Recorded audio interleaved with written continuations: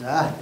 За, саяхан Катарын дохоо хотноо болж өнгөрсөн Азийн оршихуй тэмцээн олцож чадаагүй манай уран тэмцэгч Улаан онгоцны буудлыг цаалуулсан талаар тодорхойлох хийе.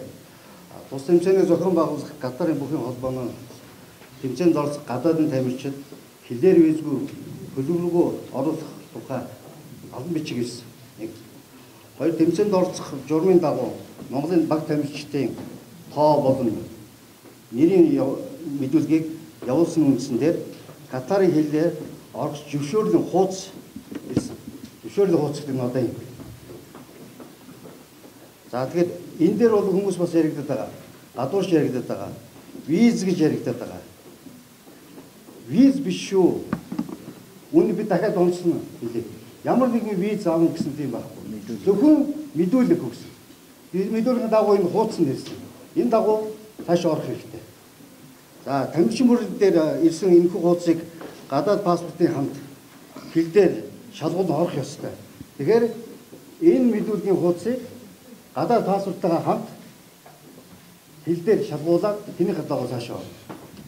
За дараагийн эмэгтэй энэ мэдүүлгийн хуулиар бид нэр эрэгтэй баг дээр 23 хүний нэртэй, эмэгтэй баг дээр 14 хүний нэрсийн мэдүүлэг өгсөн. За мэдүүлэг явуулахад процедурын алдаан гарсан. Холбооны офисын аппаратын зүгээс бичиг бүрдүүлэлтийн тал дээр хянаагүй, нягтлаагүйгээс алдаа гарсан хариуцлагыг тооцох хэмжээнд асуудал яригдана. Хариуцлага хүлээнэ. За эрэгтэй багийн хуульчин бас энэ дээр паспортын материалаа бүрдүүлж өгөөгүй, хугацаанд мэдүүлэг өгөөгүй, бүрддэхүүний тоо хэтэрсэн. Энэ талаар зохион байгуулалт хорооноос Тэв дэлхийн тэмцээнд оролцох журмын заалтын зөрсөн тухай алтан бичиг ирсэн. За энэ дээр би бас энэ юугаас харуулъя. Хил дээр ямар нэгэн виз болгоогүй. Хил дээр юусаа энэ штамп тавигдсан.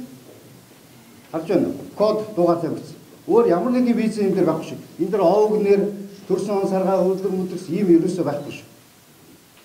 За мөн дээрх асуудалтай холбогдуулаад Монголын чөлөө бүхий холбооны өдөр зөвлөх хурлыг ойрын хугацаанд хурлуулнаа.